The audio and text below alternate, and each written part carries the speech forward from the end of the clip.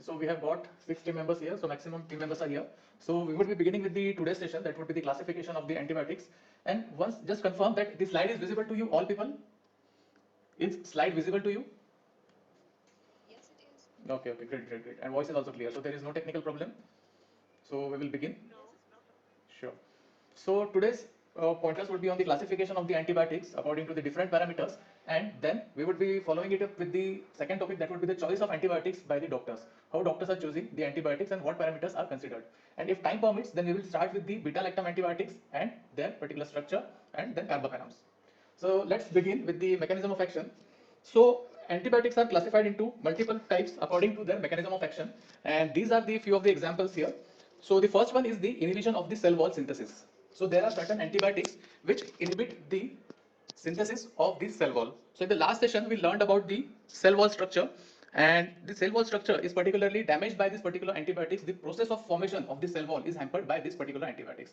Now how that is done, that would be explained in the video tutorial of the carbapenems, how the mode of action of the carbapenem exactly happens, because carbapenems are also the inhibitors of the cell wall synthesis. So this is the first type, and today we are going to go through multiple types of the antibiotics according to the different parameters. So it is not important for you to learn everything. This would be a ready reckoner guide for you. I would be sharing the PDF of this particular file with you so that it would be with you all the time, and you would be able to go through it multiple times to understand which antibiotic falls into the which category.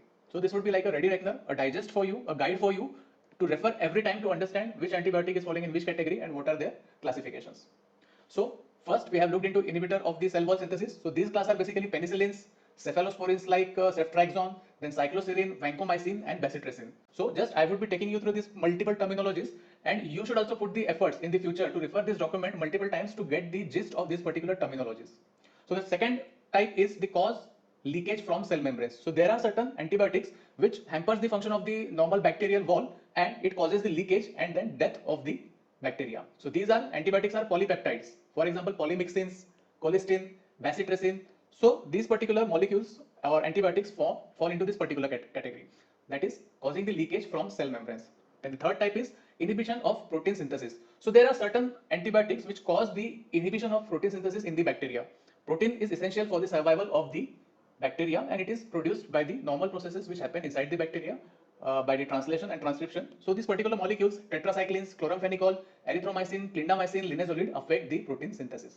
And then there is another type that is causing the misreading of mRNA code and affect the permeability. So these are aminoglycosides like streptomycin and gentamicin. Then there are further 4 more types: inhibition of DNA gyrase, so fluoroquinolones like ciprofloxacin. Then there is next type that is interfere with the DNA function, so rifampicin. These are gut specific antibiotics. Then interfere with the DNA synthesis, so acyclovir, zidovudin, these are the particular molecules which fall into this particular category of interference with DNA synthesis. And then there is interference with the intermediary metabolism, so sulfons, PAs, trimethoprim, these are the molecules which fall into this particular category. So these are the mechanism of action, and according to that mechanism of action, the types of the antibiotics.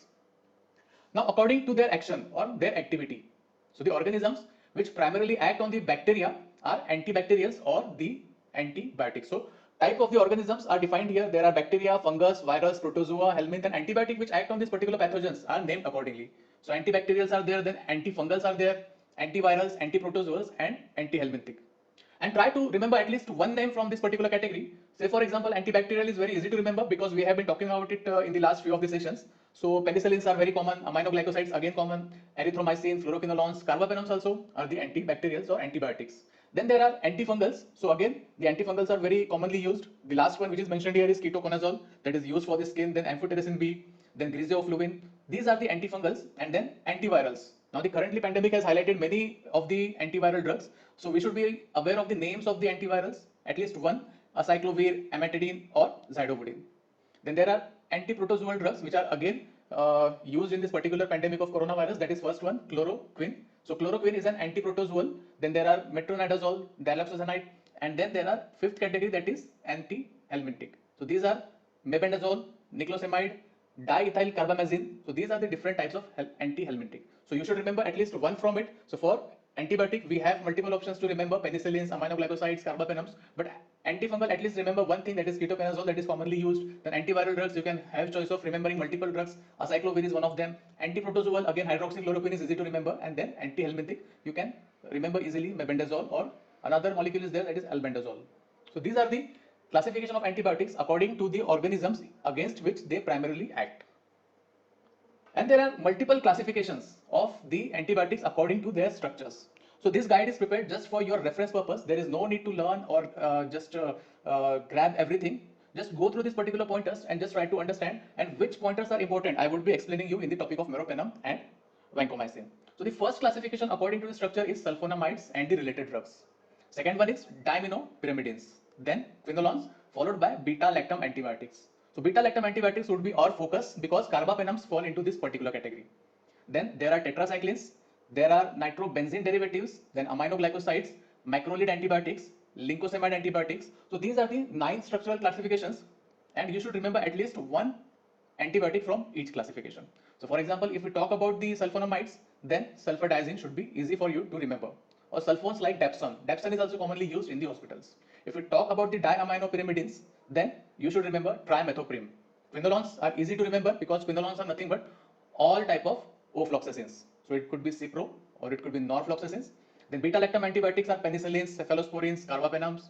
Tetracycline are easy to remember. Just try to remember tetracycline and then oxytetracycline. Followed by the nitrobenzene. These are again chloramphenicol, commonly used and recommended. And aminoglycosides, we are going to learn streptomycin, gentamicin, amikacin, neomycin. These are commonly used aminoglycosides. Then there are macrolides. Those are erythromycin, clarithromycin, azithromycin. So just remember these names and get used to all of them. Lincosamide antibiotics are lincomycin or clindamycin, again commonly used for the skin ailments. And apart from those, those 9 types, this particular 9 are different types of again structural categories.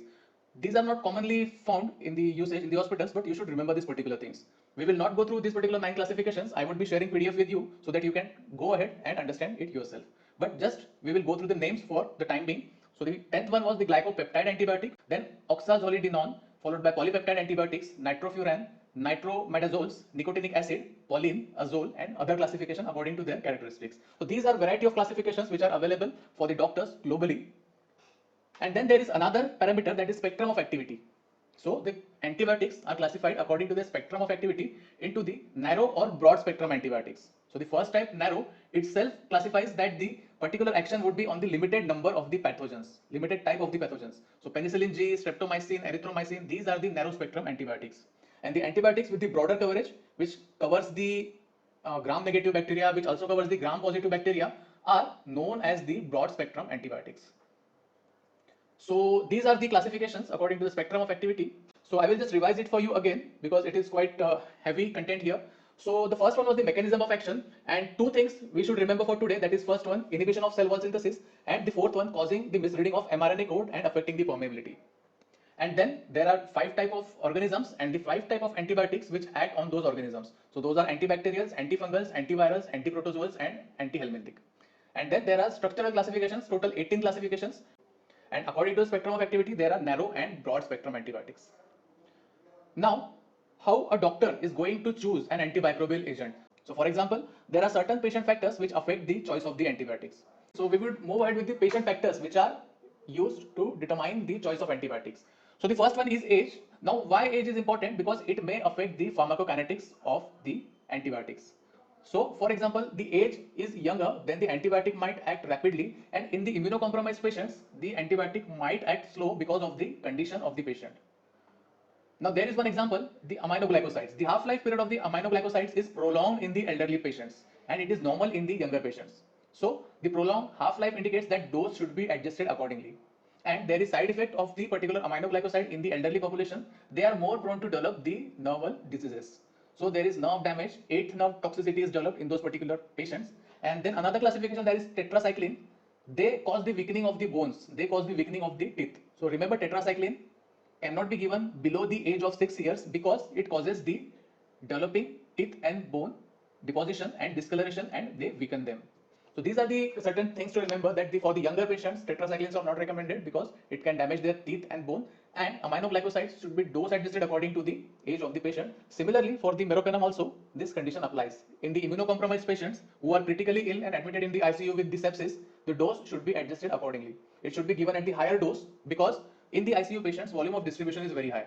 Now, what exactly these things mean, we would be covering in the session of meropenem, but broadly understand that age affects the pharmacokinetics of the antimicrobial agents or antibiotics. Now, the second factor is the renal or hepatic function. Now it is very well understood that the antibiotic should be adjusted according to the renal and the hepatic function of the patient. Because renally, if the creatinine clearance is low, the antibiotics given should be in the lower dosages. We should be cautious, doctor should be cautious and modify the dose of the antibiotics accordingly as per their renal and hepatic function. So if there is renal damage or hepatic damage, so if the liver is damaged or if there is cirrhosis of the liver, then the dose should be reduced accordingly.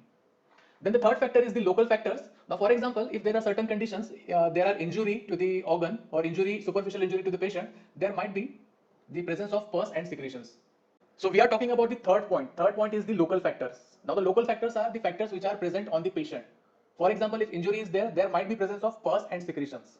So the presence of pus and secretions causes the lesser efficacy of the antimicrobial agents. So there should be the drainage of the abscess. And then there could be the presence of certain kind of foreign materials on the body, or the certain kind of catheters, implants, or prosthesis can be present. So those can hamper the administration of the antibiotic and the efficacy of the antibiotic. So these are the local factors. And then the fourth one is the drug allergy. For example, if the patient is allergic to certain kind of antibiotics, then that affects the choice of the antibiotic. So these are the factors which affect majorly. And then fifth one is very important, impaired host defense, because it plays a crucial role in overcoming an infection. So time and again we have been talking about the patients who are critically ill, who are in the ICU, who are suffering with the sepsis. So these patients are having impaired host defense. They are immunocompromised. So the choice of antibiotics also depends on the particular host defense mechanism. For example, if there is a normal host defense, the patient is normal, his host defense is normal, he is a young patient, then the prescribed molecule should be in the standard dosage. But in certain cases, if the condition is immunocompromised, then there is need to increase the dose of the antibiotics. Now the next point is the pregnancy, the sixth point. So the pregnancy, one important thing should be remembered, that the all antibiotics agents should be avoided in the pregnant woman because of the risk to the fetus. And then there is the seventh factor, that is G6PD. So this is a particular disorder in which RBCs are not manufactured in the patient's body normally. So these are conditions in which the certain antibiotics like chloramphenicol, or say example it's nitrofurantoin or fluoroquinolone, should not be given. So these are the factors which are important to understand, and doctor look at these particular points: age, renal and hepatic function. Then there are local factors like the local infection, accumulation of pus, etc. And then drug allergy. If the patient has taken certain antibiotic in the past and he has developed certain reactions due to that particular antibiotic, for example, he has developed loose motions with the consumption of the norfloxacin, then that antibiotic is allergic to the patient and it should not be consumed in the future. Then there is impaired host defense, and the pregnancy, no antibiotic should be given during the pregnancy, and there are genetic factors, certain genetic factors. So these are the factors from the patient side. Now we are talking about the organisms. In the last session we had the look at gram-negative and gram-positive bacteria. So organism-related considerations. So what exactly are the organism-related considerations? So first one is the clinical diagnosis. So doctor diagnoses the disease and it itself defines the choice of antibiotics. There are certain examples of the diseases. Like for example, take example of plague. Plague is a disease in which therapy is easily defined and the diagnosis is also easy because it has classical symptoms. Then there is disease of syphilis, then leprosy, herpes simplex, and there are certain kind of choleras also which have the pathogen defined. Tuberculosis, because the pathogen is defined for that particular disease. Tuberculosis is caused by Mycobacterium tuberculei. So these pathogens are already known, diagnosis is already known, so the antibiotics can be started immediately because the diagnosis itself is directing the choice of antibiotics. And the second point is talking about the empirical treatment according to the experience of the doctor. A good guess can be made from the clinical features and the local experience. So for example, if the hospital is having the antibiogram, then it would help to decide doctor which antibiotic to choose, or the doctor according to his experience. If he is having the experience of treating the patients in one locality and he knows that the prevalence of certain pathogen is high in that particular locality, so he would make a good guess according to his experience and choose the empiric antibiotic. In that case, he will also take a look at the patient classification, like if the patient is moderate risk, minimum risk, or high risk patient. So according to that, he would be choosing the antibiotic. And third factor is the choice, which is based on the bacteriological examination. So in the last few sessions, I have been teaching you about the antibiotic treatment process. So in that, we frequently covered that whenever the patient is admitted to the hospital, doctor immediately starts him on the empirical antibiotic treatment. So that was the second point, a good guess which is made by the doctor, and empiric treatment is started. And the second point is the bacteriological examination, that is nothing but the culture and sensitivity report. So the culture and sensitivity testing is done, and according to that particular report, the antibiotic dosage is increased, decreased, or antibiotic is changed. So these are the processes which are followed by the doctors, and these are taken from the point of view of organisms to identify the organism and which antibiotic is going to kill that particular organism, that is bacteria. So hope so this is clear for you, the organism related considerations.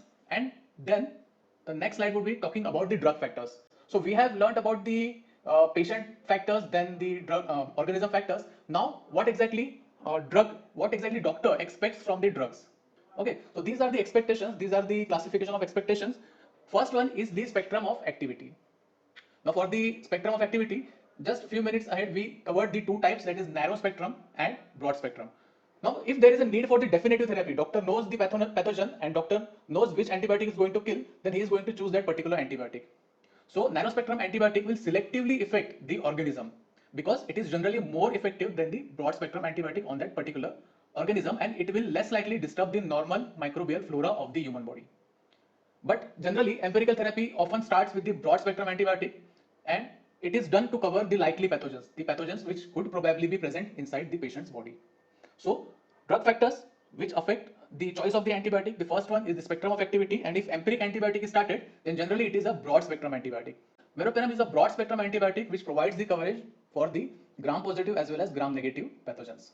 And it should be started empirically because the patients who are going to get treated are the patients who are elderly or having the serious conditions. So it should be clear in your mind that meropenem should be started empirically in the serious or severe conditions of the patients who are normally elderly patients admitted to the ICU.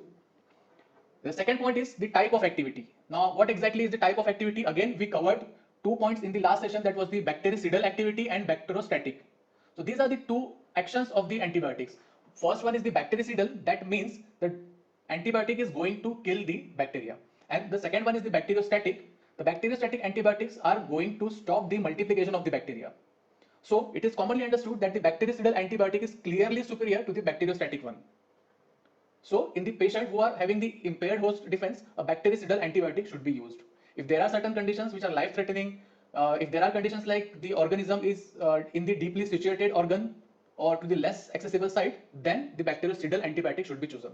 So the type of activity, normally if the serious kind of patient is there, doctor would choose the bactericidal antibiotic, and meropenem falls into this particular category. Now the next one is the sensitivity. Now we have already learned that the culture and sensitivity is performed by the doctor. Now the culture would identify the pathogen and sensitivity would identify which antibiotic is going to work on that particular pathogen, particular strain of the pathogen. So it is done with the help of MIC.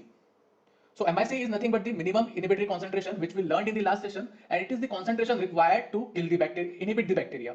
So MIC would be determined with the help of sensitivity or susceptibility testing. So the third factor would be the sensitivity of the organism. So if the microbiologist is telling doctor that the pathogen is particularly Pseudomonas and the meropenem is working on it, then he would be going to prescribe meropenem to the patient. Now the fourth factor is the toxicity. Now antibiotics are toxic. Antibiotics create certain kind of side effects.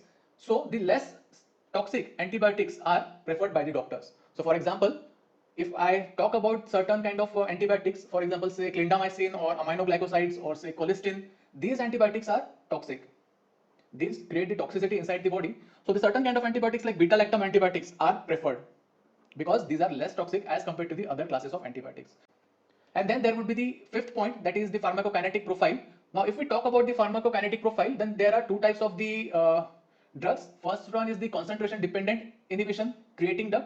So one drug which depends on the concentration inside the tissue for their activity. So these are the concentration dependent drugs. So these are the aminoglycosides and fluoroquinolones. So these type of drugs have the dependency on their concentration. So for example, if the concentration drops below the MIC, then they are not going to act.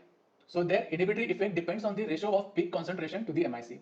And there is second category, that is time dependent inhibition. So the meropenem, which is the time dependent antibiotic, its antimicrobial action is depending on the length of the time and the concentration remains above the MIC. So these are the type of time dependent antibiotics. So these two particular topics I would be covering in the topic of the meropenem itself, but for your understanding, just understand that the meropenem which is given to the patients and which we are promoting is a time dependent antibiotic. It means that the first dosage is given at 10 a.m. then after 8 hours second dose is given. So after 8 hours means at evening 6 p.m. second dose is given. And this particular time dependent activity depends on one particular factor, that the antibiotic concentration should be above the MIC for 40% of the time. So if the gap between first dose and the second dose is 8 hours, then there should be 40% of the time at which the concentration is above the MIC. So just remember this particular term. time dependent inhibition, and this would be explained to you in the meropenem slides. And this particular activity is important because it is effective in killing the bacteria. Now, second point, one more point here is that PK parameter penetration to the site of infection. Now, the volume of distribution of meropenem is very good. That would be covered in the topic of the meropenem. It is around 21 to 22 liters. So, it is very good. Penetration is very good. So, it goes to the deeply situated tissues very easily. It goes to the deeply situated site of infection. So, this particular pharmacokinetic property is also very important. So, doctor is going to choose a very good antibiotic like meropenem for treatment in the empiric therapy for the severe illnesses. So just remember, a drug which penetrates better and attains the higher concentration at the site of infection is likely to be more effective, and meropenem is having this characteristic. So meropenem is obviously effective. So these are the two factors. So in the meropenem session, we would be covering these particular PK parameters of the meropenem to highlight why doctor is going to choose the meropenem in those particular cases. Now the sixth one would be the route of administration. So antibiotics, again, we all are aware, are either given orally as well as parenterally. But there are certain antibiotics which are given just parenterally. So these injectable antibiotics are vancomycin. It is available only in the form of injections. Then there are cephalosporins, many cephalosporins, penicillin G, carbapenems, glycosides. So these are all injectables. And if there are certain type of less severe infections, then the oral antibiotic should be given. And next, the important point, the last point, evidence of clinical efficacy. Now this is very important point. Evidences helps doctor to decide the choice of antibiotics. And naturally, doctor is having the trust on the meropenem, because whenever you are going to discuss with the doctor around, about the meropenem, the choice of the antibiotics, then the meropenem is going to be first choice because it is in the top of the mind of the doctor for the severe kind of illnesses. So these are the factors which help doctor to decide the choice of the antibiotic. So if we talk about the patient factors again, age. So the elderly patients who are severely ill are going to get the meropenem because the infection is severe in those kind of patients, and those are immunocompromised. Then the renal and hepatic function, the dose should be adjusted accordingly. Then there are local factors that the pus and the other foreign bodies are going to affect the antibiotics. Then the drug allergy, again the cases of allergy with the meropenem are very low. Impaired host defense, so in case of impaired host defense also meropenem is working very good. In pregnancy, meropenem should not be given, it should be remembered, meropenem should not be given in the pregnancy. And the genetic factors, so in the genetic factors certain antibiotics work, but meropenem is not going to work in the certain kind of genetic factors. So while discussing with the doctor, it should be clear in your mind that doctor is going to give the meropenem to the patient who is severely ill, elderly, who is having impaired or normal renal function. The dose would be adjusted according to the renal function. Then the local factors doesn't hamper the meropenem, but it should be noted that the pus and everything should be cleared before administering this particular antibiotic. Then drug allergy is there and impaired host defense. So these are the factors which more or less define the choice of antibiotics from the patient point of view. Now the organism related considerations. So this is the simple process. The diagnosis itself directs the choice of antibiotics in certain diseases, but the severe diseases require the start of the empiric therapy and then culture and sensitivity. And according to the culture and sensitivity, if the bacteria is identified, then the patient should be started on the antibiotics according to the bacterial susceptibility. So one example which I every time highlight, that elderly patient, say for example 65 years old patient is admitted with the pneumonia and the pathogen is identified as Pseudomonas, and he is susceptible, that particular pathogen is susceptible to the meropenem. So the meropenem 1 gram every 8 hours should be started. So the organism related considerations are covered here, and just remember the culture and sensitivity is important here, but apart from that empiric therapy is also important here. Patient should be started on the empiric therapy in the severe illnesses. And then drug factors. So we looked about the spectrum of activity. So definitely empiric therapy should be started, and it should be started with the broad spectrum antibiotic. So meropenem is the broad spectrum antibiotic. Then if we talk about the type of activity, so bactericidal is the most preferred one. So meropenem is bestly suited here to start with the empiric therapy. Then sensitivity, ultimately culture and sensitivity will decide the pathogen and the antibiotic which is going to given to kill the pathogen. And then toxicity, the meropenem being less toxic can be chosen over the highly toxic antibiotics like colistin or polymyxin B. Then PK profile we would be covering in the topic of the meropenem. And route of administration, so certain drugs are given IV itself, so meropenem is also given IV, and there are multiple evidences for the clinical efficacy of the meropenem. Now there are also certain kind of antibiotics which are used in the combination. So there are certain reasons to use the antibiotics in the combination. So first one is the achieving of the synergism. Synergism is nothing but to increase the efficacy of both the organisms. So meropenem combination, if required, we can cover it in the further sessions. But one example I would like to give is that certain kind of antibiotics, say for example, if the infection is Pseudomonas and ciprofloxacin plus ceftazidime, these particular molecules are combined together due to their bactericidal activity and their cure against the diseases caused by the Pseudomonas. So first one, the synergism, a single antibiotic is not going to help, the combination is going to help to kill the multiple pathogens. Now, there is another kind of illness that is in the immunocompromised patients where severity is very high and incidence of adverse effects is also very high. So, in that cases, in that particular patients, the antibiotics are given in the combination to reduce the severity or the incidence of adverse effects. For example, there are certain diseases like meningitis. So meningitis should have a combination therapy for certain pathogens. So for cryptococcal meningitis, it should be a combination of certain two antibiotics. It could be anything, meropenem plus amphotericin B or flucytosine or amphotericin B. So these are the multiple antibiotics used. So meropenem is also used in combination therapy to achieve the synergism, to reduce the severity or incidence of adverse side effects, and to prevent the emergence of resistance. Now, combination therapy is given to prevent the emergence of resistance. Now, one thing I would like to clear here, that mutation. One thing is mutation. For example, if there are certain number of bacteria present, say in layman terms, I would explain you 10 bacteria are present, and the concentration of drug I am giving to the patient kills just 6 bacteria. Then the remaining 4 bacteria are going to survive there, they are going to mutate, and they are going to get resistant. So these are the resistant bacteria. So if we give the combination therapy, then the another molecule is added, and the remaining 4 bacteria are going to get killed. So to prevent the emergence of resistance, either the high dose of the current antibiotic or the combination is given. And ultimately, to broaden the spectrum of antimicrobial action, the combined antibiotics are given. So for example, gram-positive coverage is given by certain antibiotic and gram-negative coverage is given by the another antibiotic. So both can be combined to increase the spectrum of antimicrobial action. So these are the, again, factors which affect the choice of antibiotics. So if doctor asks you that can meropenem be combined with any antibiotic, then yes, your answer should be yes. And it can be combined with the certain antibiotics, say for example, colistin or polymyxins. And then this is a miscellaneous slide, just because in case if someone asks, can prophylactically antibiotics be used? So yes, prophylaxis is used for the prophylactic antibiotic is used for the specific organisms, but this slide is not that much relevant to the meropenem. But in certain cases, prophylaxis against specific organisms is achieved by giving the antibiotics to the patients at the earlier stage. So this slide is just for your knowledge, but just remember that the prophylactically meropenem is not given. The example would be, one example that comes in my mind is the tuberculosis. So tuberculosis, either isoniazid or the class of drug that is rifampin is used as the prophylactic therapy, prophylaxis against the organisms of the tuberculosis. And then the second point is prevention of infection in high risk situations. So for example, there is surgery going to happen, or there is some dental procedure, or tonsillectomy is going to happen, or certain endoscopies are going to happen. So before that procedure, to prevent the infection, antibiotics are given. So for example, there are surgical site infections. So before the surgery, the antibiotics are given to avoid the high risk situation infections and to prevent the infection in general. So in general also antibiotics are administered because the infections can be like for example, there are certain cases, neonates, especially after the delivery, they require the antibiotics because they are generally weak. So neonates who are born after the prolonged delivery duration or instrumental delivery, who are administered the C-section, the mother is administered cesarean section, then those neonates might require antibiotics to prevent the infection in general. And the postpartum infection in the mother is also common after normal delivery. So in that particular case, in general, the antibiotics are given.